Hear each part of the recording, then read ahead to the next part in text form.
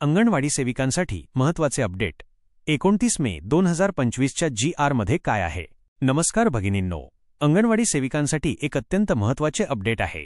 महाराष्ट्र शासनाने 29 मे 2025 रोजी एक नवीन शासन निर्णय GR जारी केला आहे, ज्यामध्ये अंगणवाडी सेविकांसाठी काही महत्त्वपूर्ण बदल आणि सुधारणा करण्यात आल्या आहेत. या GR मध्ये नेमके काय अपडेट्स आहेत ते आपण सविस्तरपणे पाहूया.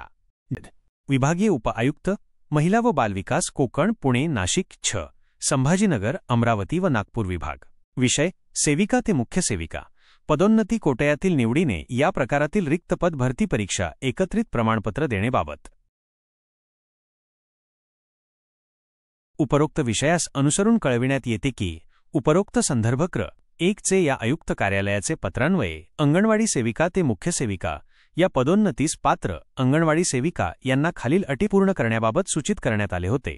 10 वर्षे नियमित सेवा, वय वर्षे 45च्या आत, मान्यताप्राप्त फागत संविधानिक विद्यापीठाची पदवी, हिंदी व मराठी भाषा सूट, संगणक अर्हता.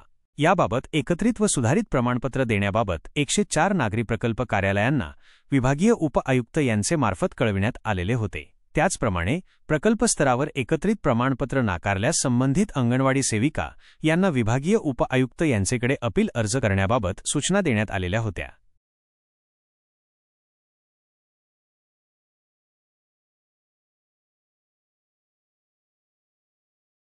सदर प्रमाणपत्रासंदर्भात वरील संदर्भ क्र. 2 ते 9 अन्वये काही रिट याचिका पिटिशन्स दाखल झालेल्या आहेत. या याचिका अंगणवाडी सेविका ते मुख्य सेविका पदोन्नतीसाठी एकत्रित पात्रता प्रमाणपत्र देण्याबाबत आहेत. या संदर्भात असे कळविण्यात येते की फक्त याचिकाकर्त्यांना ज्यांनी रिट याचिका दाखल केली आहे त्यांच्या संबंधित याचिकेच्या अनुषंगाने दिलेल्या न्यायनिर्णयाच्या अधीन राहून तात्पुरत्या स्वरूपात अर्ज भरण्यासाठी एकत्रित पात्रता प्रमाणपत्र उपलब्ध करून देण्यात यावे. यासोबतच त्यांच्या प्रमाणपत्रावर हे प्रमाणपत्र न्यायनिर्णयाच्या अधीन राहून तात्पुरत्या स्वरूपात दिले आहे असे स्पष्टपणे नमूद करण्यात यावे. त्यानुसार ज्या बाल विकास प्रकल्प अधिकारी, नागरी प्रकल्प यांच्या कार्यक्षेत्रात याचिका दाखल झाल्या आहेत त्यांनी न्यायनिर्णयाच्या अधीन राहून तात्पुरत्या स्वरूपात अर्ज भरण्यासाठी एकत्रित प्रमाणपत्र उपलब्ध करून द्यावे. त्याचबरोबर 31 मे 2025 पूर्वी संबंधित उमेदवारांकडून ऑनलाईन अर्ज भरून घेण्याकरिता पाठपुरावा करावा. तसेच संबंधित विभागीय उपायुक्तांनी याबाबतीत तात्काळ आढावा घेऊन आयुक्तालयास त्वरित अहवाल सादर करावा. 2025 रोजीच्या या शासन निर्णयानुसार अंगणवाडी सेविका आणि मदतनीसांच्या मानधनासंदर्भात आणि त्यांच्या कामाच्या स्वरूपाबद्दल काही महत्त्वपूर्ण बदल करण्यात आले आहेत. या बदलांमुळे अंगणवाडी सेविकांना अधिक चांगल्या सुविधा मिळतील आणि त्यांच्या कामाला अधिक प्रोत्साहन मिळेल अशी अपेक्षा आहे. या GR मध्ये खालील प्रमुख मुद्द्यांचा समावेश आहे. मानधनवाढ. अंगणवाडी सेविका आणि मदतनीस यांच्या मानधनामध्ये वाढ करण्यात आली आहे.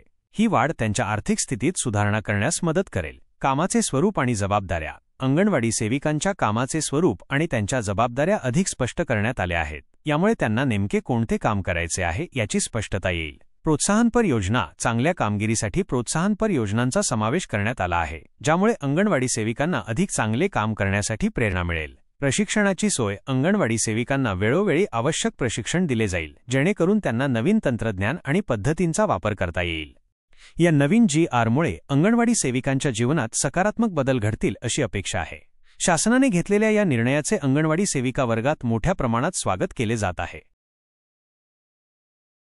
सेविका ते मुख्य सेविका पदोन्नती. महत्त्वाच्या सूचना. महिला व बाल विकास विभागांतर्गत अंगणवाडी सेविका ते मुख्य सेविका या पदाच्या पदोन्नती प्रक्रियेतील निवडीसंदर्भात काही महत्त्वाचे अपडेट्स आहेत. नुकत्याच मिळालेल्या माहितीनुसार अंगणवाडी सेविका ते मुख्य सेविका पदोन्नतीसाठी पात्र असलेल्या सेविकांना एकत्रित पात्रता प्रमाणपत्र देण्याबाबत काही सूचना जारी करण्यात आल्या आहेत. या संदर्भात अनेक याचिका पिटिशन्स दाखल झाल्या आहेत. या याचिकांच्या अनुषंगाने संबंधित बालविकास प्रकल्प अधिकारी, नागरी प्रकल्प यांना सूचित करण्यात आले आहे की न्यायनिर्णयाच्या अधीन राहून तात्पुरत्या स्वरूपात अर्ज भरण्यासाठी एकत्रित प्रमाणपत्र उपलब्ध करून देण्यात यावे. प्रमाणपत्रावर हे प्रमाणपत्र न्यायनिर्णयाच्या अधीन राहून तात्पुरत्या स्वरूपात दिले आहे असे स्पष्टपणे नमूद करावे. 31 मे 2025 पूर्वी संबंधित उमेदवारांकडून ऑनलाईन अर्ज भरून घेण्यासाठी पाठपुरावा करावा. संबंधित विभागीय उपायुक्तांनी याबाबतीत तात्काळ आढावा घेऊन आयुक्तालयाला अहवाल सादर करावा. या सूचना केवळ याचिकाकर्त्यांसाठी लागू आहेत ज्यांनी या पदोन्नती प्रक्रियेसंदर्भात रिट याचिका दाखल केल्या आहेत.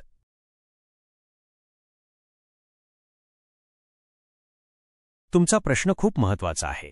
मदतनीस, अंगणवाडी असिस्टंट यांची पदोन्नती का केली जात नाही किंवा त्यात अडथळे का येतात याची अनेक कारणं असू शकतात. मला तुमच्या विभागाची किंवा सध्याच्या स्थितीची नेमकी माहिती नसली तरी सामान्य मदतनीस यांच्या पदोन्नतीमध्ये अडथळे येण्याची संभाव्य कारणे.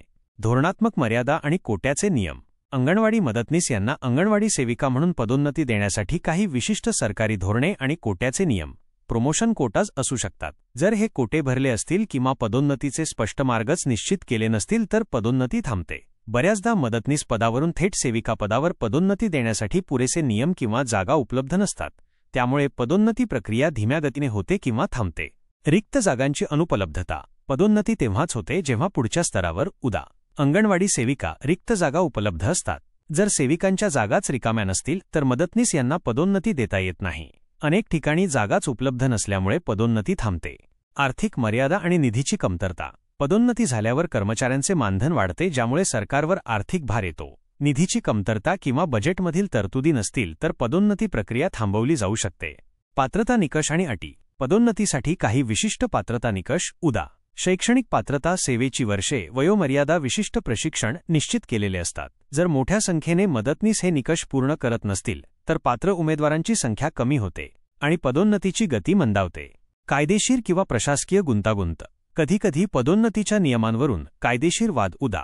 कोर्टात याचिका सुरू असतात किंवा प्रशासकीय पातळीवर धोरणांमध्ये बदल होत असतात. अशा परिस्थितीत जोपर्यंत कायदेशीर किंवा प्रशासकीय अडथळे दूर होत नाहीत तोपर्यंत पदोन्नती थांबवली जाते. अंगणवाडी सेविका ते मुख्य सेविका पदोन्नती संदर्भातही काही याचिका दाखल झाल्याचे आपण पाहिले आहे, ज्यामुळे प्रक्रियेत विलंब होऊ शकतो. मदतनीस यांच्या बाबतीतही असे काही मुद्दे असू शकतात. नवनियुक्तीला प्राधान्य. काही वेळेस शासन पदोन्नतीऐवजी थेट नवीन भरती करण्याला प्राधान्य देते, ज्यामुळे अंतर्गत पदोन्नतीच्या संधी कमी होतात. याबद्दलची अधिकृत आणि नेमकी माहिती मिळवण्यासाठी तुम्ही खालील गोष्टी करू शकता. तुमच्या स्थानिक बालविकास प्रकल्प अधिकारी, CDPO किंवा जिल्हा महिला व बाल विकास विभागाशी संपर्क साधा. त्यांना तुमच्या विभागातील पदोन्नतीच्या सद्यस्थितीची आणि नियमांची सर्वात अचूक माहिती मिळेल. महिला व बाल विकास विभागाच्या अधिकृत शासन निर्णयांची GRS तपासणी करा. अनेकदा पदोन्नती संबंधीचे नियम आणि अटी या GRS मध्ये स्पष्ट केलेल्या असतात. आशा आहे की मला मदत करेल. तुम्हाला जर व्हिडिओ आवडला असेल तर चॅनलला सबस्क्राईब करा आणि जास्तीत जास्त व्हिडिओ शेअर करा. अशीच माहिती तुमच्यापर्यंत पोहोचवण्याचा प्रयत्न करत राहील.